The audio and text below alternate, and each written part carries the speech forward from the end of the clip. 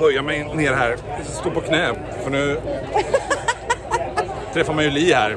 Ja. Och vem alltid är? lika glad. Och vem har vi här då? Och Anders såklart. Hur har ni? Malmö Brewing, Malmö Taproom, Brewing. Allt. Det är varmt. Ja. Ability Drinks. Ja, tack. Har du något mer varumärke sen sist jag träffade dig? Ability Brewing. Ability Brewing? Ja, jag ser det bara kommer nya hela tiden. Nej, han är klok. Jag orkar inte. Jag måste bara stoppa honom där. Alltså. Nu måste du tänka efter. Hur mycket till ska vi göra? Hur mycket till ska jag dricka? Jag ska dricka.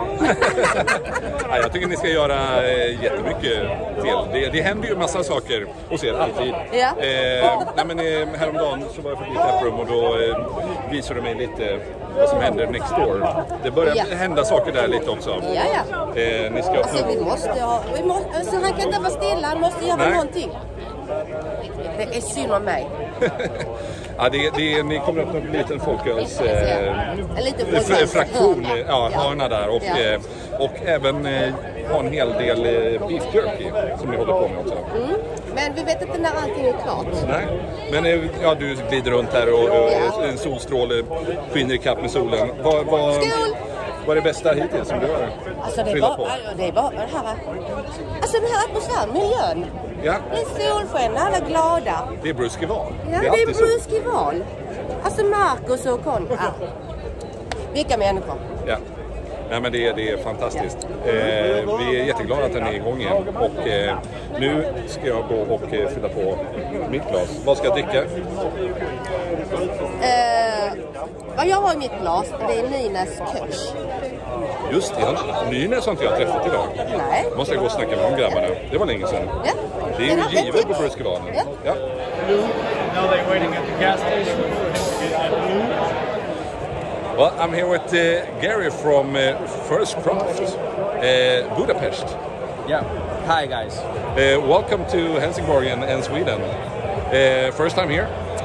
No, actually, in 2016 we visited Marcus and the festival. Yeah. When we were building our brewery in Budapest. What we've launched in 2017.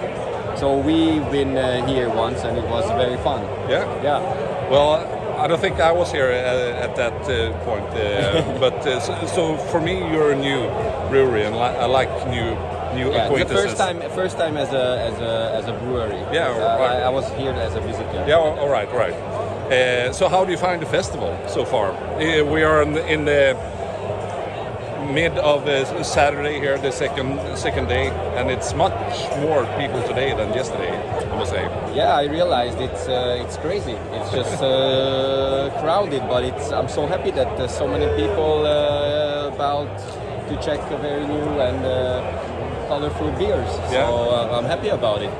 It's a really improving segment of the industry, the beer industry. So I'm happy. Yeah. And you have one of your beers here. It's called Rex Deluxe. Rex Deluxe. The king of beers. No, I'm not sure what because it had we had the first edition of this beer. It's called In Medias Rex. That was our first sour, and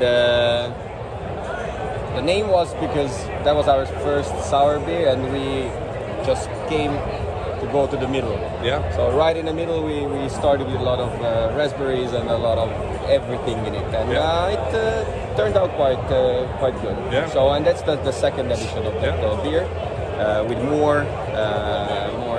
Here's Matti. Introducing Matti. He's the head brewer, and it's his beer.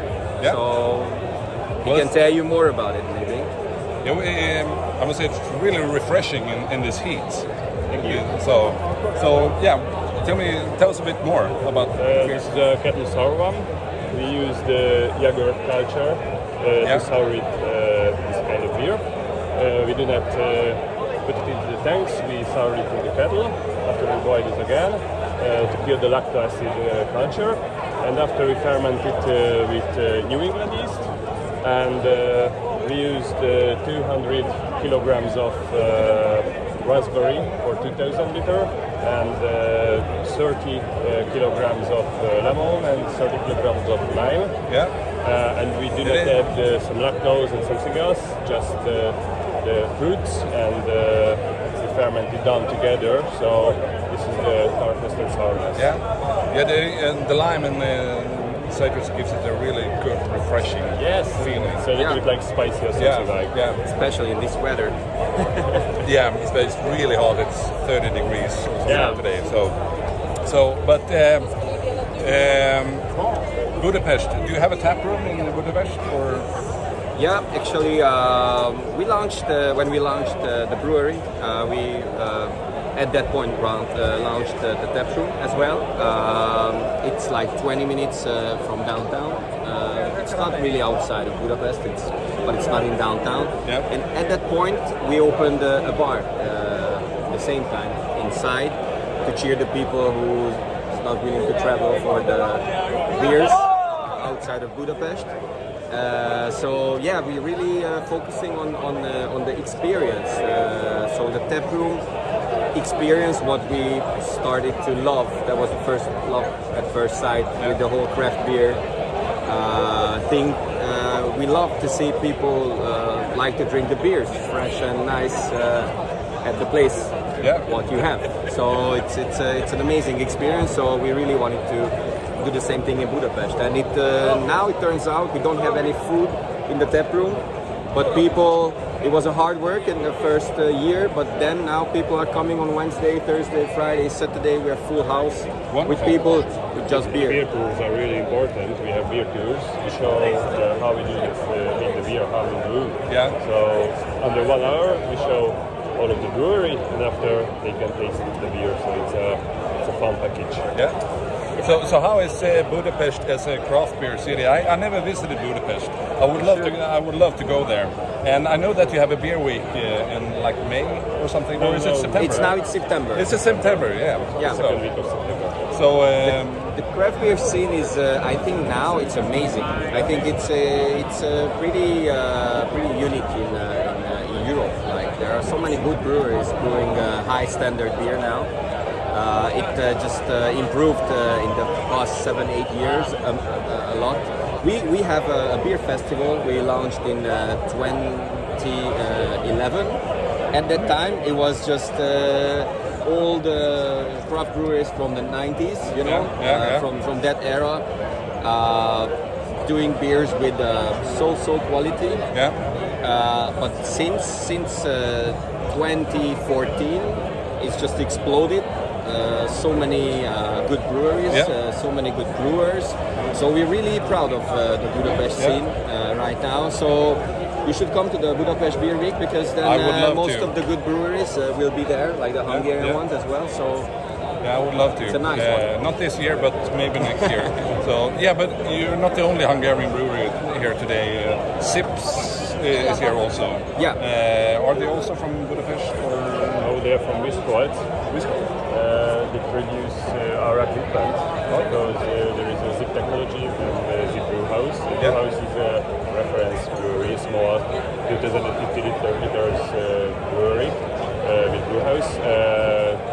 So they produced our equipment too, and we know Marcus.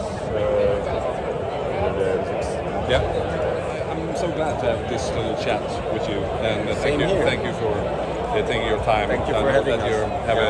They're much more busy day today than yesterday. Yeah, we are happy. A lot more people. So, but until next time, maybe in Budapest, maybe here in Brewskivalen. Just let us know. You're more than welcome. I say cheers. Cheers. Cheers. Bye guys. Bye. Det rullar. Hanna, hur går det? Det går helt fantastiskt. Ja, jag tror du har fullt upp här. Jag ser bara du springer runt. Hur orkar du den här värmen? Liksom? Idag så är det så snyggt. Ja. Jag kan gå i lite sakta mak och bara spankulera. Ja. Trots att det är mycket mer folk här idag. Ja. Kändes lite öde igår, måste jag säga.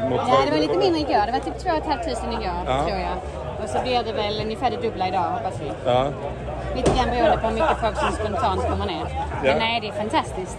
Det är lite trångt idag tycker jag. Ja, men inga Men det är liksom... ändå mindre än vad det var förra gången, 2019. Men inga större missöden. Så jag hörde det var lite någon kabel som... något elfel igår. Ja, vi och så hade här, men lite så, elfel igår när alla kompressorerna gick kvar samtidigt. Ja. Bara, ja. Men det löste vi med lite nya säkringar och sen hade vi lite problem med att dörren kanske öppnades lite för tidigt igår. Ja, men det så pratar vi lite inte om. sådär. Men det är sant, det var länge sedan vi körde nu. Ja. Vi är lite rostiga. Ja, men såklart. Men när vi pratade om det i ölkalendern i december där att fan vad vi längtar efter det här. Ja. Och nu är det äntligen av. Nu är det så här det ska vara. Titta på det här. Titta liksom runt. Det är helt magiskt. Ja. Alla ler, solen skiner. Det är lite varmt. Lite varmt. Ja, jag hade gärna önskat 5-6 grader kallare, men nu måste jag springa. Nu ringer de här. Nu är det någonting som händer. Tack Hanna. Vi ses. Hej.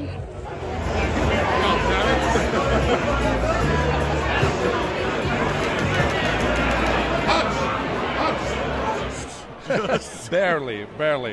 Well, I hooked up with Lee here from Brew York. Nice meeting you. Yeah, nice to see you. Yeah. And welcome to Helsingborg and Sweden. First time at the Brewskival? First time in Sweden, first time in Helsingborg, first time at Brewskival. Yeah. A very, very, very hot Brewskival. Really? It's almost a bit too warm. So, but you have, like we said just before recording, you have had a heat wave also in Britain here. Yeah, I think where we're from in York, it's about 31, 32 degrees. Yeah. And this is 27, 28. So I guess I'd rather be here. And you're the owner of Brew York? I'm one of the two owners of Brew York, yes. So how long have you been up and running? In April we celebrated our 6th birthday. Yeah. So we've kind of gone a long way in a short period of time. We've got 2 breweries now, 5 bars. Yeah. So it's been a fairly stellar rise, and now we get to do some magnificent things like appear at wonderful festivals like this. Yeah. And the bars, are there more cities than York in Yeah, they're all kind of Yorkshire. Yeah. So we have 3 in the centre of York. We have 1 in a local market town called Pocklington, and then we have 1 in Leeds. All right. Yeah. Nice. Well, I told you a little story before during the day. Why I will always remember Brew York, because I was at London Craft Beer Festival a few years ago, and I had this white T-shirt on me, and I was in your room at the Tobacco Dock venue where the festival is held, and met up with this Instagrammer, craft beer pinup girl, Kimberly. Yeah, lovely girl. Yellow hair, and she poured stout all over my back when we sat down and played video games in your room there. So I will always remember Brew York because of that. Well, from what I remember, it was really warm back then as well. So yeah, I think it was 2019. So I imagine you dried quickly. At least. Yeah, it was no problem with that. So, but speaking of London Craft, you're also there right now because it's the same weekend now. So yeah, it's going on right now in London. Yes, some of our other event staff are over there now. Just heard from them actually. They've just sold out on the early session. So now they're going off drinking, and then they'll be back for the second session later on. So how's the keg doing here at Brew York? Are you about to sell out? It's good. The sour's going well because obviously in this heat, people are looking for the lagers. Yeah. They're looking for the sours, so that's going well. Yeah, but the other one we're pouring is a stout. The Tonka coffee stout. Which is a great beer, and the people who are having it are enjoying it. But I don't think stouts are what people are looking for in this weather, unfortunately. No, I've had a few myself, and it's not the best. Well, no. I am dying for a Pilsner right now. Yeah, if you find one, let me know. Yeah, I think Nynäshamn has always the Swedish brewery. They have a lager and the Kölsch on. So, but what's happening with Brew York in the future here? So we've just undergone a massive expansion. We now have 2 sites. I've just spent £2 million English pounds on a big new facility. So probably going to try and take it a little bit easy for a while. But we're always on the lookout for new bars. Yeah. We added a new bar at our production facility, and we're looking at other cities, big cities in the UK where we'd like to add some more bars. Yeah.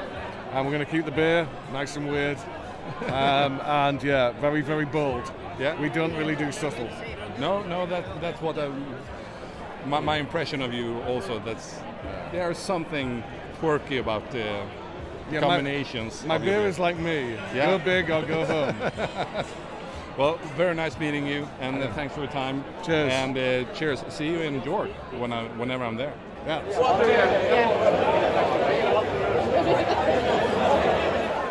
Ja, men så, äntligen har jag fått tag på det, Jessica.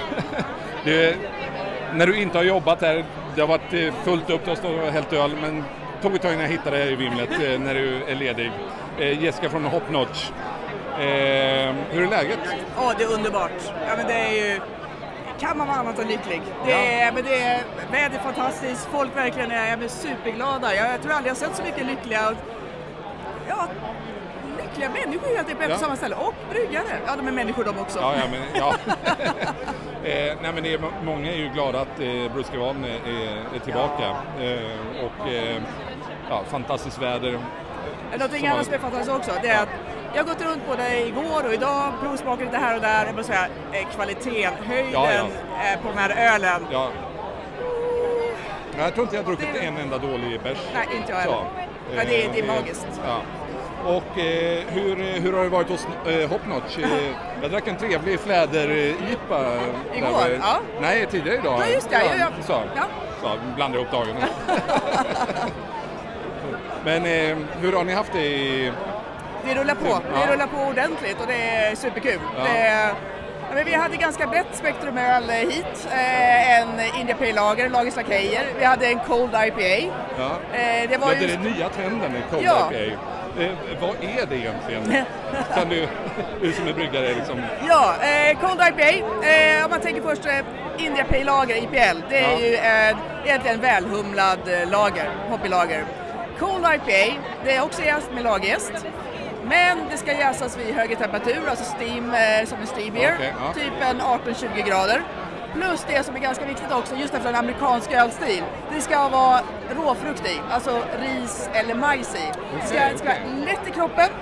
Det ska vara snyggt eftersom det är lagerjäst. Så ska det inte vara så mycket ester ifrån jästen. Med schysst humling, för det fortfarande ska vara en IPA. Ja. Men som sagt, jag tror jag har druckit ett par Cold IPA, men det börjar komma mer och mer nu, märker man. Så det är årets, lite minitrend just nu. Men det var ju i USA i våras på Crafters Conference i Minneapolis. Och då drack jag några stycken och sa att det här kommer att komma. Ja. Det här kommer att komma. Ja. Men många tänkte så här, vad är den nya trenden efter allt? Men man tänkte att det går tillbaka till pilsen så här. Mera humle, alltid mera humle. Humle är en trend som aldrig kommer gå över. Nej. Har du haft någon personlig favorit här på festivalen? Något som har stuckit ut för dig? Så. Ja, jag tänkte bara, vad ska man ta? Vad vill jag ta igen egentligen? Det är faktiskt bryggeri från Berlin. Är det Altre Brei Blechbrot? Ja. Som har en West Coast IPA som bara så snygg. Tickar alla boxarna. Den har tror jag druckit 3 glas av. Ja. Vad händer för Hop Notch framöver? Ni håller till i Vaxholm. Ja, ute på Rindö. Ja.